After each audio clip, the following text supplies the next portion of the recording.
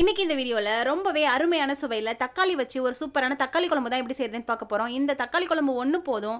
இட்லி, தோசை, பூரி, சப்பாத்தி, ஆப்பம், இடியாப்பம், சூடான சாதம் இது எல்லாத்து கூடவும் வச்சு சாப்பிட்றதுக்கு ரொம்பவே அட்டகாசமாக இருக்கும். இப்போ வாங்க இது எப்படி பண்ணுறதுன்னு பார்க்கலாம். இந்த தக்காளி குழம்பு பண்ணுறதுக்கு நான் இங்கே 4 பெரிய சைஸ் தக்காளியை இந்த மாதிரி கட் பண்ணி எடுத்து வச்சுருக்கேன்.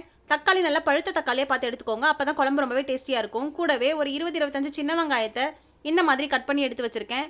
நீங்கள் சின்ன வெங்காயத்துக்கு பதிலாக பெரிய வெங்காயம் கூட சேர்த்து செய்யலாம். ஆனால் சின்ன வெங்காயம் சேர்த்து செய்யும்போது குழம்பு ரொம்பவே டேஸ்டியாக இருக்கும். இது கூடவே ஃப்ரெஷ்ஷாக கொஞ்சம் கருவேப்பிலை எடுத்து வச்சுருக்கேன். இது கூடவே 5-6 பல்லு பூண்டை இந்த மாதிரி கட் பண்ணி எடுத்து வச்சுருக்கேன். நீங்கள் பூண்டை இந்த மாதிரி கட் பண்ணிட்டோ அல்லது தட்டிட்டோ குழம்புல சேர்க்கும்போது பூண்டோட ஃப்ளேவர்ஸ் குழம்புல சூப்பராக இறங்கிடும். குழம்பு ரொம்பவே டேஸ்டியாக இருக்கும். இப்போது இது எல்லாமே அப்படியே இருக்கட்டும். இப்போ தேவையான மசாலா பொருட்கள் என்னென்னு பார்க்கலாம் வாங்க. நான் இங்கே ஒரு 6-7 முந்திரி பருப்பை இந்த மாதிரி எடுத்து வச்சுருக்கேன். முந்திரி பருப்பு அரைச்சி சேர்க்கும்போது குழம்பு ரொம்பவே சூப்பராக இருக்கும். ஒரு 10 போல மிளகு எடுத்து வச்சுருக்கேன். ஒரு 1/2 டீஸ்பூன் ஜீரகம், 1/2 டீஸ்பூன் சோம்பு எடுத்து வச்சுருக்கேன். இது கூடவே 1/4 கப்புக்கும் கொஞ்சம் கம்மியாகவே தேங்காவை இந்த மாதிரி கட் பண்ணி எடுத்து வச்சுருக்கேன். தேங்காவோட மேலே இருக்கிற கருப்பு பகுதியை நீக்கிட்டு இந்த மாதிரி கட் பண்ணி எடுத்துக்கோங்க. அப்போ தான் குழம்புல சேர்க்கும்போது குழம்பு ரொம்பவே சூப்பராக இருக்கும். இது கூடவே 2 பட்டை, 2 கிராம்பு மட்டும் எடுத்து வச்சுருக்கேன். 1/4 டீஸ்பூன் மஞ்சள் தூள், 1 டீஸ்பூன் மிளகாய் தூள், 1/2 டீஸ்பூன் மல்லித்தூள், 1/2 டீஸ்பூன் கரம் மசாலா எடுத்து வச்சுருக்கேன். நீங்கள் உங்கள் காரத்துக்கு ஏற்ற மாதிரி மிளகாய் தூள் எடுத்து வச்சுக்கோங்க. இது கூடவே 2 ஸ்பூன் கடலை மாவு எடுத்து வச்சுருக்கேன். இந்த குழம்புக்கு டேஸ்ட் கொடுக்குறதே இந்த கடலை மாவு தான். இந்த கடலை மாவை கரைச்சி சேர்க்கும்போது குழம்பு ரொம்பவே சூப்பராக இருக்கும். கண்டிப்பாக ட்ரை பண்ணி பாருங்கள். இப்போ இது எல்லாத்தையும் நம்ம ஒரு மிக்ஸி ஜாருக்கு மாற்றி அரைச்சி எடுத்துகிட்டு வந்துக்கலாம். அதுக்கு இந்த மாதிரி ஒரு மிக்ஸி ஜார் எடுத்துக்கோங்க. இதில் நாம் எடுத்து வச்சுருந்த மிளகு, சீரகம், சோம்பு, முந்திரி பருப்பை சேர்த்துக்கோங்க. இது கூடவே நம்ம கட் பண்ணி எடுத்து வச்சுருந்த தேங்காயையும் சேர்த்துக்கோங்க. இப்போ இதில் தண்ணி எதுவும் சேர்த்துடாமல் இதை நல்லா கொரகொரப்பாக அரைச்சி எடுத்துகிட்டு வந்துக்கலாம். இப்போ இந்த மாதிரி கொரகொரப்பாக அரைச்சி எடுத்துகிட்டு வந்ததுக்கப்புறமா இதில் நம்ம கட் பண்ணி எடுத்து வச்சுருந்த தக்காளியும் சேர்த்துக்கோங்க. தக்காளி சேர்த்ததுக்கப்புறமா மறுபடியும் இதில் தண்ணி எதுவுமே சேர்த்துடாமல் இதை நல்லா அரைச்சி எடுத்துகிட்டு வந்துக்கலாம். தக்காளியே கொஞ்சம் தண்ணி விடும், அதனால் தண்ணி எதுவும் சேர்த்துடாதீங்க. இப்போ இது நல்லா ஒரு பேஸ்ட் பதத்துக்கு அரைச்சி எடுத்துகிட்டு வந்துக்கலாம். இந்த மாதிரி அரைச்சிட்டு செய்யும்போது குழம்பு ரொம்பவே சூப்பராக இருக்கும். இப்போ பாருங்கள், இந்த மாதிரி அரைச்சி எடுத்துகிட்டு வந்தாச்சு. இதை ஒரு பவுலுக்கு மாற்றி இதை அப்படியே வச்சுக்கோங்க. இப்போ ஸ்டவ் ஆன் பண்ணி இந்த மாதிரி ஒரு கடாய் வச்சுக்கோங்க. இதில் 2 டேபிள் ஸ்பூன் அளவு ஆயில் சேர்த்துக்கோங்க. இந்த ஆயில் சூடானதுக்கு அப்புறமா இதில் நம்ம எடுத்து வச்சிருந்த 2 பட்டை, 2 கிராம்பு சேர்த்துக்கோங்க. இது கூடவே நாம் கட் பண்ணி எடுத்து வச்சிருந்த பூண்டு பற்களையும் இதில் சேர்த்துக்கோங்க.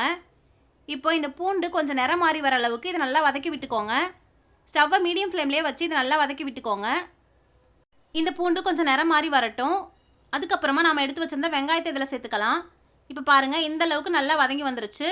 இப்போ இதில் நம்ம எடுத்து வச்சிருந்த வெங்காயத்தை இதில் சேர்த்துக்கோங்க. கூடவே கருவேப்பிலையும் சேர்த்துக்கோங்க. இப்போ இந்த வெங்காயமும் நல்ல நிறம் மாறி வர அளவுக்கு இதை நம்ம வதக்கி எடுத்துக்கலாம். இந்த ஒரு குழம்பு நீங்கள் காலையில் செஞ்சு வச்சிட்டிங்கன்னா போதும். காலையில் டிஃபனுக்கும் நீங்கள் வச்சுக்கலாம். மதியம் சூடான சாதத்து கூட வச்சு சாப்பிடும்போது இந்த குழம்பு ரொம்பவே சூப்பராக இருக்கும். நைட்டு டின்னருக்கு சப்பாத்திக்கோ இல்லை இட்லி தோசைக்கோ மறுபடியும் நீங்கள் வச்சு சாப்பிடும்போது ரொம்பவே அட்டகாசமாக இருக்கும். கண்டிப்பாக ட்ரை பண்ணி பாருங்கள். இப்போ பாருங்கள், இந்தளவு வதங்கியாச்சு. இப்போ இதில் நம்ம எடுத்து வச்சிருந்த மசாலா பொருட்களை சேர்த்துக்கலாம். அதுக்கு முன்னாடி இந்த குழம்புக்கு தேவையான அளவு உப்பு சேர்த்துக்கோங்க. உப்பு சேர்த்ததுக்கப்புறமா மசாலா பொருட்களை சேர்த்துக்கோங்க. நம்ம எடுத்து வச்சுருந்த மிளகாய்த்தூள், மல்லித்தூள், மஞ்சத்தூள் எல்லாத்தையும் சேர்த்துக்கோங்க. இப்போ நாம் சேர்த்த இந்த மசாலா பொருட்களோட பச்சை வாசனை போகிற அளவுக்கு இது நல்லா வதங்கி வரணும். அது வரைக்கும் ஸ்டவ்வை மீடியம் ஃப்ளேமில் வச்சு இதை வதக்கி விட்டுக்கோங்க.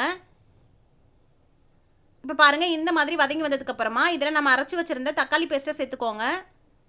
சேர்த்துட்டு இது கூடவே குழம்புக்கு தேவையான அளவு தண்ணியும் சேர்த்துக்கோங்க. உங்களுக்கு குழம்பு எந்த அளவுக்கு வேணுமோ அந்தளவு நீங்கள் இதில் தண்ணி சேர்த்துக்கோங்க. தண்ணி சேர்த்ததுக்கப்புறமா இதை நல்லா ஒரு தடவை கலந்து விட்டுட்டு கொதிக்க விடுங்க. இது கொஞ்சம் நேரம் கொதித்து வரட்டும். உங்கள் வீட்டில் காய் எதுவும் இல்லாத சமயத்தில் இந்த தக்காளி குழம்பு செஞ்சு பாருங்கள். இதோட டேஸ்ட் ரொம்பவே அட்டகாசமாக இருக்கும். இப்போ பாருங்கள், இந்த மாதிரி நல்லா கொதிச்சு வந்துருச்சு. நாம் சேர்த்த எண்ணெயெல்லாம் பிரிஞ்சு குழம்பு சூப்பராக கொதிச்சு வந்திருக்கு. இப்போ இந்த ஸ்டேஜில் நாம் எடுத்து வச்சிருந்த கடலை மாவில் கொஞ்சமாக தண்ணி சேர்த்து கரைச்சி கட்டிகள் எதுவும் இல்லாத மாதிரி நல்லா கரைச்சி எடுத்துட்டு இந்த குழம்புல சேர்த்துக்கோங்க. கடலை மாவு சேர்த்ததுக்கப்புறமா இந்த குழம்பு ரொம்ப நேரம் கொதிக்க வேண்டிய அவசியம் கிடையாது. ஒரு 2-3 நிமிஷம் கொதிச்சு வந்தால் போதும். இப்போ இந்த ஸ்டேஜில் கொஞ்சமாக தண்ணி சேர்த்துக்கோங்க. நான் இங்கே ஒரு 1/2 கிளாஸ் அளவு தண்ணி சேர்த்துக்கிறேன். தண்ணி சேர்த்ததுக்கப்புறமா இதை மறுபடியும் நல்லா ஒரு தடவை கலந்து விட்டுட்டு கொதிக்க விடுங்க. இது கொஞ்சம் கொதிச்சு வரட்டும். இப்போ பாருங்கள், இந்த மாதிரி கொதிச்சு வந்துருச்சு. இப்போ ஸ்டவ் ஆஃப் பண்ணிவிட்டு ஃப்ரெஷ்ஷாக நறுக்குன மல்லியில் கொஞ்சம் சேர்த்துக்கோங்க. அவ்வளோதான், ரொம்பவே டேஸ்டியான தக்காளி குழம்பு இப்போ சூப்பராக ரெடி ஆகிடுச்சு. இதை வேறு ஒரு பவுலுக்கு மாற்றி வச்சுக்கோங்க. இந்த தக்காளி குழம்பை நீங்களும் உங்கள் வீட்டில் ட்ரை பண்ணி பார்த்துட்டு எப்படி இருந்ததுன்னு மறக்காமல் கமெண்ட்டில் சொல்லுங்கள். இந்த தக்காளி குழம்பு நாங்கள் இன்றைக்கி சூடான சாதத்தில் வச்சு சாப்பிட போகிறோம். இதுக்கு பெருசாக சைடிஷ் கூட எதுவும் தேவையில்லை. வத்தல் இல்லைனா அப்புறம் இருந்தாலே போதும். இந்த வீடியோ உங்களுக்கு பிடிச்சிருந்ததுன்னா லைக் பண்ணுங்கள், ஷேர் பண்ணுங்கள். இந்த மாதிரியான நிறைய வீடியோஸ்க்கு மறக்காமல் ரச்சு விலாக்ஸ் சேனலை சப்ஸ்கிரைப் பண்ணிவிடுங்க.